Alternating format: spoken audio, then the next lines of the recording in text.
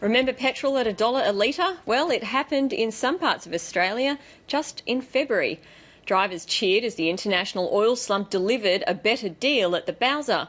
But since then, the national average price has risen nearly 30%. Now Sydney drivers are being warned to brace for a 15-cent per litre jump in the price of fuel this week as it becomes the latest capital to test fresh highs. Neil Woolrich reports.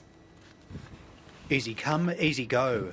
Too expensive, far too expensive. Well, they're talking about going up by 10 cents a litre. The cheaper ride that motorists had been enjoying this year is over, with national petrol prices climbing nearly 30% since February. The oil price overshot on the downside, so instead of $40 a barrel, now for NYMEX it's up around about $60 a barrel. And the other factor is the Australian dollar's gone down from around about 82 cents to around about 76.5 cents. Now the NRMA is warning Sydney drivers for more pain at the pump, with the price of petrol expected to jump by 15 cents a litre on Friday. Most of the other capitals, Brisbane, Melbourne, Adelaide in particular, they have already hit that high point, that high 140s range, average price, and they've now started to come down. So we're yet to get there in Sydney. Australia's average petrol price fell from a high of almost $1.60 a litre last July to $1.08 in February and back to $1.40 last week. And while drivers might point the finger at the oil companies, those changes were broadly in line with the benchmark Singapore petrol price, which accounts for 20% of Australia's imports.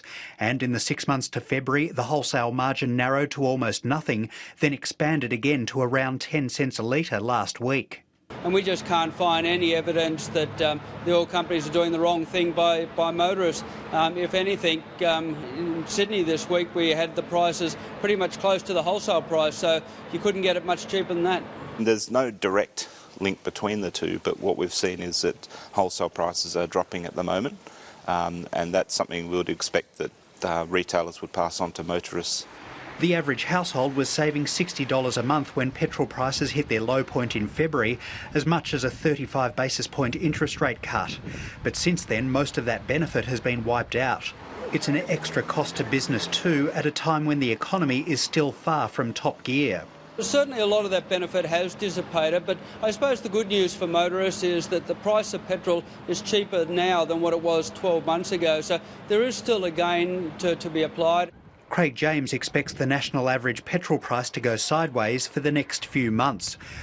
But motoring groups say there will still be sharp peaks and troughs because of the petrol discounting cycle. It's not uncommon for the gap between the wholesale and the retail price to be as much as 20 cents a litre at the high point of the cycle. The oil companies are making a fair whack when that is the case. In the past, we've seen weekly cycle, but that hasn't been the case for a long time now. We're getting cycles that are typically longer than that now, perhaps up to 3 weeks. And just like $1 a litre petrol, the predictable weekly cycle has also gone the way of the horse and buggy.